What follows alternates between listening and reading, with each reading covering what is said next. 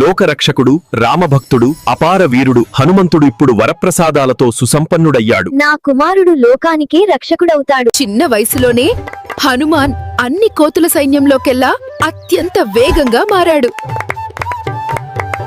అడవిలో ప్రతి జంతువు తన స్నేహితుడే. ఓ లేడీ, నాతో పరుగు పందెం ఆడతావా? నన్నెందుకు సబ్స్క్రైబ్ చేయలేదు? సబ్స్క్రైబ్ చేసి లైక్ కొట్టండి, లేదంటే నేను ఆడను.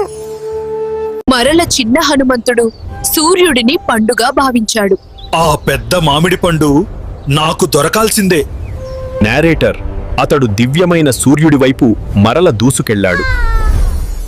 ఇతడు సాధారణ వానర శిశువు కాదు.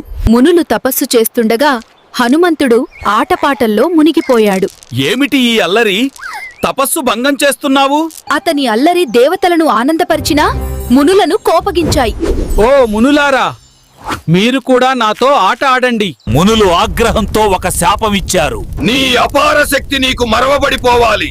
సమయం వచ్చినప్పుడే నీకు గుర్తుకు రావాలి. శాపం ప్రభావంతో హనుమంతుడు తన శక్తులను మర్చిపోయాడు.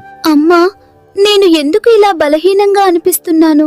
అంజనాదేవి తన కుమారుని ఆదరించి ధైర్యం చెప్పింది. కుమారా, నీకు సమయం రాగానే నీ శక్తి స్వయంగా బయటపడుతుంది. హనుమాన్ తన శక్తిని మర్చిపోయినప్పటికీ సమయం వచ్చినప్పుడు ప్రపంచానికి మద్దతుగా నిలుస్తాడు. రామభక్తుడైన హనుమాన్ కథ యుగయుగాల పాటు కొనసాగుతుంది.